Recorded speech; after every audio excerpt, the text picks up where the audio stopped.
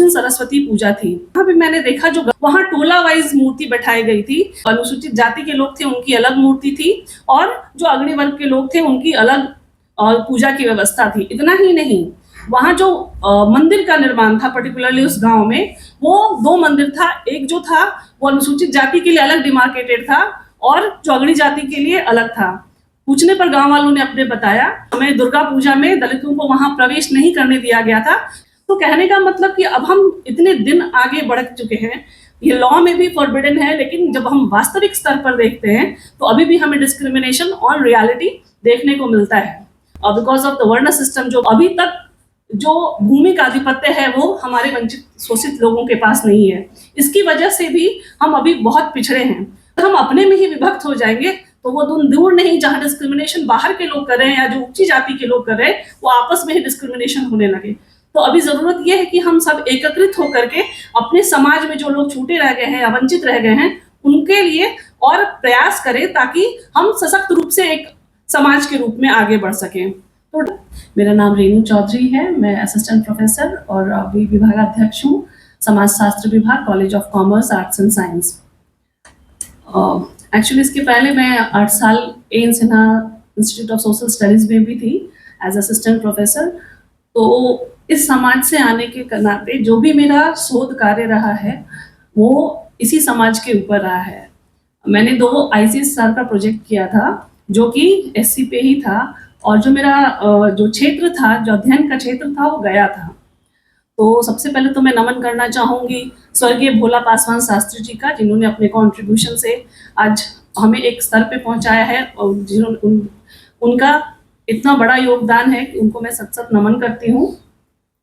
और जो अभी मैंने अपना काम किया है मैं उसके बारे में कुछ बताना चाहूँगी, जो कि आज का विषय है समकालीन वंचित विमर्श। तो जो भी मेरा जो शोध का विषय था, ये एक मैंने इंटरजेनरेशनल मोबिलिटी अमॉन्ग SC इन बिहार किया था, जिसमें जो मेरा कार्य क्षेत्र था वो गया था। गया जो कि जो SC पॉपुलेशन सबसे ज़्यादा वहाँ पे है, इसलिए मैंने उस क्षेत्र को चुना था। और उसमें बहुत सारी चीज़ें निकल करके आई थी, लेकिन 1-2 प्रमुख केस स्टडी के रूप में मैं यहाँ पे आप लोग के सामने रखना चाहूँगी।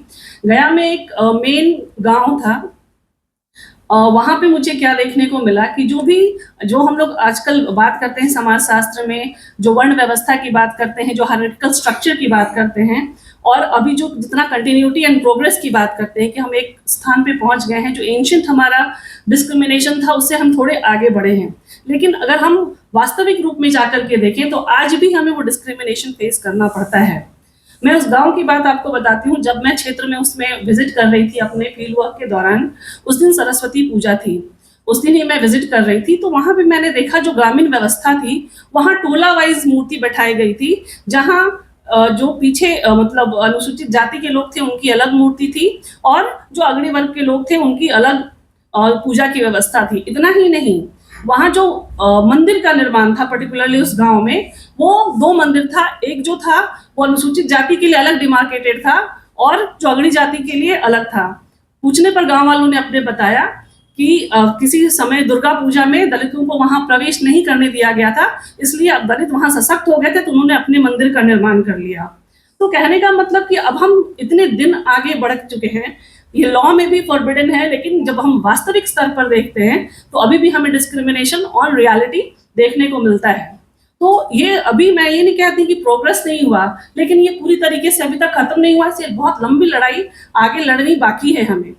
दूसरा, जो हम देखते हैं सरकार ने काफी प्रयत्न किया। जैसे हम लोग सब जानते हैं कि हमारे पास लैंड हमारे पास नहीं था बिकॉज ऑफ द वर्ण सिस्टम, जो भी हम लोग पढ़ते हैं उसमें। तो अभी तक जो भूमि का आधिपत्य है वो हमारे वंचित शोषित लोगों के पास नहीं है, इसकी वजह से भी हम अभी बहुत पिछड़े हैं।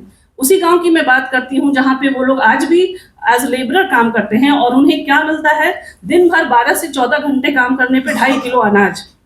तो आप ये समझ सकते हैं कि लैंड उनके पास सशक्तिकरण नहीं, इकोनॉमिक एम्पावरमेंट नहीं होने के कारण वो अभी तक वही पिछड़े जाति में या जो भी पिछड़े लोग हैं वो अभी सशक्त नहीं हो पा रहे हैं।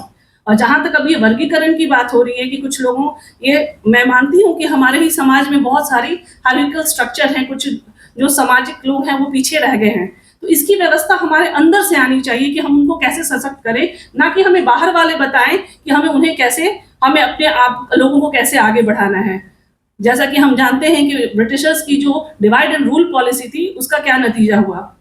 तो अगर हम अपने में ही विभक्त हो जाएंगे तो वो दूर नहीं, जहां डिस्क्रिमिनेशन बाहर के लोग कर रहे हैं या जो ऊंची जाति के लोग कर रहे हैं, वो आपस में ही डिस्क्रिमिनेशन होने लगे। तो अभी जरूरत ये है कि हम सब एकत्रित होकर के अपने समाज में जो लोग छूटे रह गए हैं या वंचित रह गए हैं, उनके लिए और प्रयास करें, ताकि हम सशक्त रूप से एक समाज के रूप में आगे बढ़ सकें। तो डिवाइड एंड रूल पॉलिसी ना सरकार के द्वारा, ना ही और किसी के द्वारा हम पे इम्प्लीमेंट किया जाए, बल्कि हमारे जैसे हम लोग जो भी सशक्त हो चुके हैं या जो लोग भी कुछ आगे बढ़ चुके हैं, उनको ये अपने समाज को, जो पीछे रह गए हैं, उनको आगे बढ़ाने के लिए और पॉजिटिव वे में कार्य करना चाहिए। बस इसी शब्द के साथ मैं